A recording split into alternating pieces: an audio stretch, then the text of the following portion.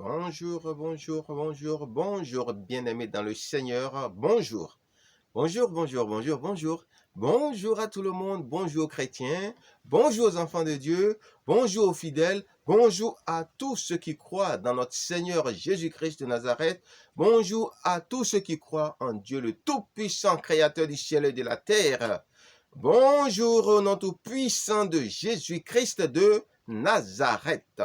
Bien-aimés dans le Seigneur, aujourd'hui, j'aimerais aborder un thème important. Avant de commencer, je me présente. Apôtre Guidibi. C'est suffisant. Alors, bien-aimés, ce dont j'aimerais m'entretenir avec vous, c'est la vie des serviteurs de Dieu. Vous savez, quand on regarde un serviteur de Dieu tel que moi, par exemple, là, on dit il est nickel, il est bien présentable, mais je ne suis pas comme ça tous les jours. Il y a tout un travail qui est fait pour que on soit présentable de cette façon. Ben sinon, on est un peu différent dans la réalité.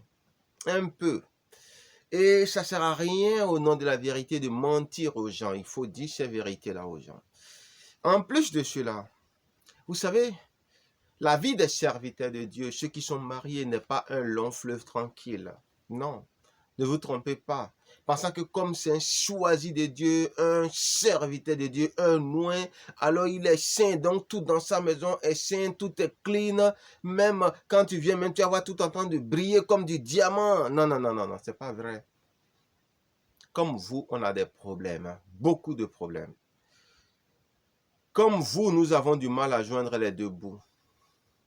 Comme vous, nous avons des problèmes de couple que nous sommes en train de gérer, Dieu aidant, tous les jours un peu, un peu. Vous voyez, c'est pas facile. Même une femme que Dieu te certifie que c'est ta moitié, avec elle encore, il y a des problèmes. Un mari que Dieu te certifie que c'est ton mari, avec lui, il y a des problèmes.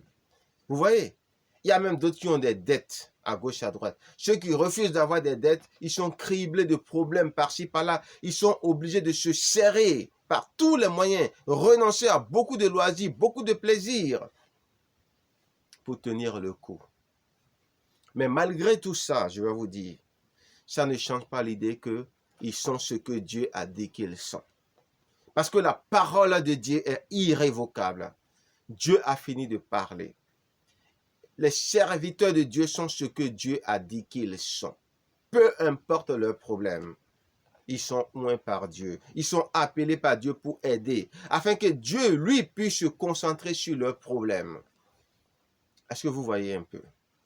Donc, ne commettez pas l'erreur de croire qu'un serviteur de Dieu ne peut pas tomber, qu'un serviteur de Dieu ne peut pas avoir des problèmes, qu'un serviteur de Dieu ne peut pas se comporter de façon ignoble, qu'un serviteur de Dieu doit dire des choses sanctifiées, qu'un serviteur de Dieu ne peut pas un peu blaguer, ne peut pas un peu plaisanter. Même Dieu, il blague. Même Dieu, quelquefois, il plaisante, il dit des choses, même quelquefois, vous serez étonnés, vous allez dire, mais Dieu, on comprend maintenant pourquoi on dit que nous sommes faits à son image. Il est humain aussi, Dieu. Il nous a montré son côté humain. Il a vécu avec nous. Et il a révélé son côté humain qu'on voit tout le temps à travers le film de la vie de Jésus. On l'a traité de soûlard, de buveur, ami des brigands. Vous voyez? Pourtant, il est le Tout-Puissant. Il est ce qu'on dit qu'il est. Ce qu'il dit qu'il est. Le Tout-Puissant, le Dieu béni éternellement. Le chemin, la vérité, la vie. Le gardien des hommes, l'ancien des jours. Celui en qui réside toute la sagesse infinie et variée de Dieu. Il est la vie éternelle, la résurrection. Et pourtant, vous voyez. Donc, démystifier un peu cette façon de voir les serviteurs de Dieu comme les associés, c'est-à-dire comme les adjoints de Dieu, dans le sens où ils sont assis à la gauche de Dieu, parce que Jésus est assis à la droite de Dieu. Non. Les serviteurs de Dieu, en vérité, c'est qui?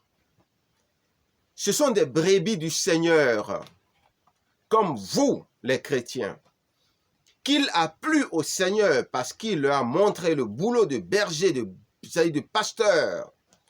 ou de bons paysans ou cultivateurs ou planteurs pour les mettre à la tête des champs afin qu'ils puissent manager le reste de leurs frères, ou qu'il a mis à la tête d'un troupeau de brebis afin qu'il puisse gouverner parce que lui en a tellement et qu'il a beaucoup d'autres chats à fouetter.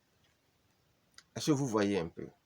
C'est ça ce que vous devez comprendre au niveau déjà de ce que c'est qu'un pasteur. Il est déjà un frère comme vous. À la seule différence que comme Dieu l'a mis à la tête, comme vous choisissez un président qui peut-être était un banquier, peut-être était un avocat ou peut-être même un simple homme, un pasteur, et que vous le mettez à la tête d'une nation, et à partir de ce moment, les choses changent. Aussi grands que sont les rois, ils sont ce que nous sommes. Est-ce que vous voyez? Mais, parce qu'ils sont rois, beaucoup de choses changent. Votre façon de vous comporter vis-à-vis d'eux change. Ce que vous devez faire avec eux change. Ça dit, on ne se permet plus certaines libertés comme on se le permet entre copains. C'est ce qui fait la différence. Mais il n'en est pas moins qu'ils ont aussi leur joug. Ils ont aussi leur fardeau c'est-à-dire à porter. Ils ont aussi leurs démons à combattre. Et encore, plus tu es serviteur de Dieu, et plus les démons te combattent. Parce que quand tu délivres une personne, tu pries pour une personne, les démons de la personne viennent te demander pourquoi tu as prié pour la personne. Pourquoi tu viens te mêler de leur business. Et ça fait les démons là, plus toi-même les problèmes que tu as. Et puis ainsi de suite, plus tu pries pour d'autres personnes, ils s'ajoutent. Et tout cela, ils viennent te créer des problèmes dans ta famille. C'est ce qui fait que dans la vie des pasteurs, dans la vie des hommes de Dieu, il y a beaucoup de problèmes. C'est pourquoi quand tu n'es pas oint par Dieu, il faut faire attention. Quand tu rentres dans ce domaine, il faut demander à Dieu de t'équiper et le persécuter. C'est-à-dire l'importuner jusqu'à ce qu'il te donne l'équipement. C'est ta seule garantie, ta seule protection. Des gens ont essayé, ils sont morts dans le ministère. Des gens ont essayé, ils ont eu des problèmes. Il y a eu des divorces impulsés par les démons. Vous voyez, c'est pas facile. C'est pas facile. Au niveau des catégorisations ministérielles, c'est simple. C'est comme un grand responsable qu'on met à la tête d'un troupeau, ou de grands responsables qu'on met à la tête de troupeaux, et à l'aide ou forme d'autres personnes qu'ils mettent ainsi de suite et ils décentralisent le travail de telle façon que chacun a une responsabilité, un domaine de service. Et puis quand Dieu veut demander des comptes, il demande des comptes. Au lieu de demander des comptes à tout le monde, il demande des comptes à celui que lui il a établi, selon qu'on dit que les ministères sont fondés, ça dit sont bâtis ou sont fondés sous la fondation des apôtres et des prophètes. Est-ce que vous voyez un peu? Et Dieu leur pose des questions, ainsi de suite. Et en même temps, Dieu a aussi la liberté et le pouvoir de poser des questions un peu à tout le monde. Vous voyez? Mais ce de quoi j'aimerais vous parler, c'est de vous dire réellement que les pasteurs sont des hommes comme vous, qui sont capables aussi des plus grandes bassesses, qui sont capables de commettre des choses aussi abominables, ignobles. Mais nous, notre rôle, c'est de prier pour eux. Notre rôle, c'est de prier pour eux. Vous pouvez même entendre un pasteur raconter des choses de Dieu là s'il est vraiment pasteur. C'est vrai que les sagesses de Dieu ne sont pas nos sagesses, les voix de Dieu ne sont pas nos voix. Et les hommes de Dieu, connaissant un peu la pensée de Dieu, se comportent quelquefois de façon stratégique pour pouvoir pêcher, des techniques de pêche. Vous voyez? Mais il faudrait que vous compreniez quand même que les pasteurs sont des hommes comme vous.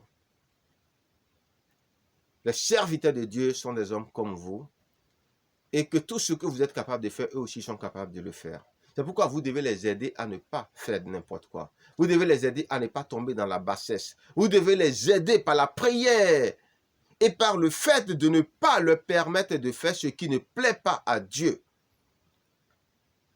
Et les supporter aussi dans le ministère. Mais ne soyez pas ceux-là qui leur jettent des cailloux. Parce que ce n'est pas facile.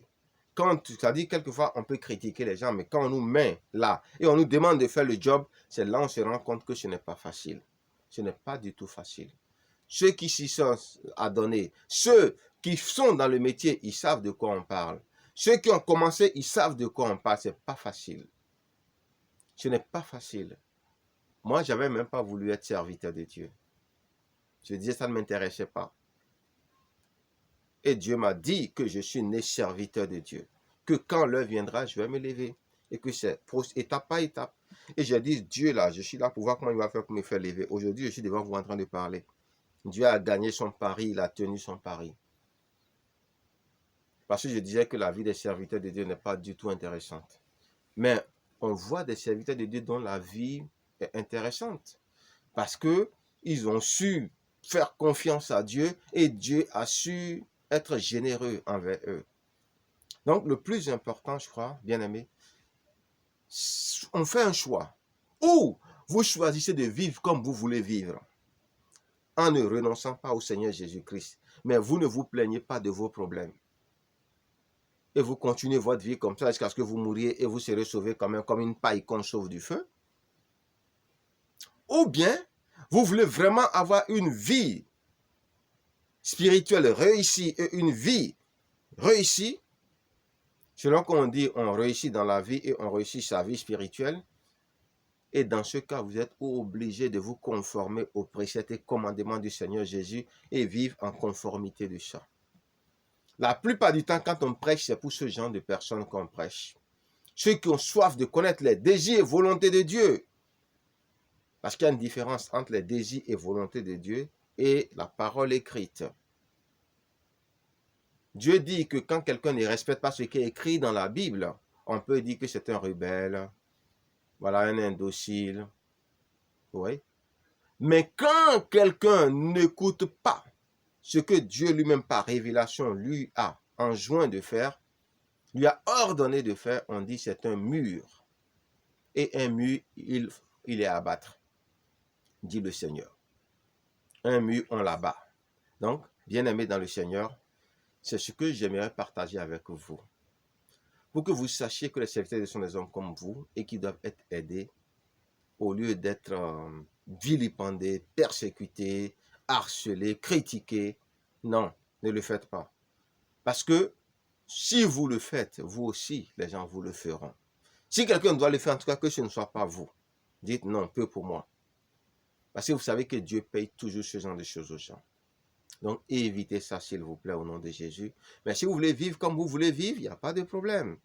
N'abandonnez pas le Seigneur Jésus, restez dans le Seigneur Jésus, mais ne dites pas, hé Dieu, je t'ai fait quoi?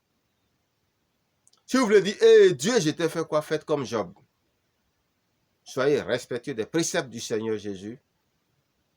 Et là, vous pouvez vous plaindre.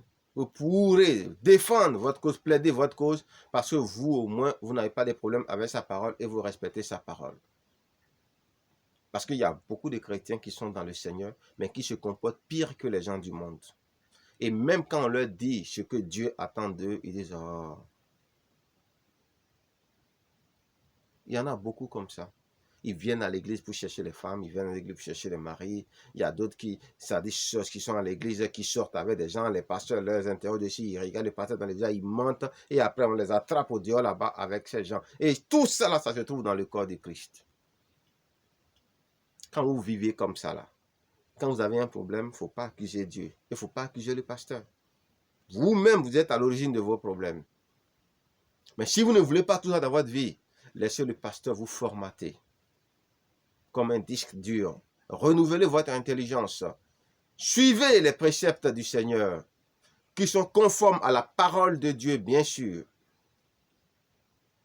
Et vous allez voir la gloire de Dieu dans votre vie au nom tout puissant de Jésus. Je prie maintenant pour que Dieu renouvelle votre intelligence au nom de Jésus et vous donne de comprendre l'intérêt que vous avez à accepter sa parole, à pratiquer sa parole avec l'aide du Saint-Esprit qui nous préserve du monde et qui nous donne d'observer ses commandements au nom tout puissant de Jésus-Christ de Nazareth. Bonne journée, bien-aimés, au nom de Jésus.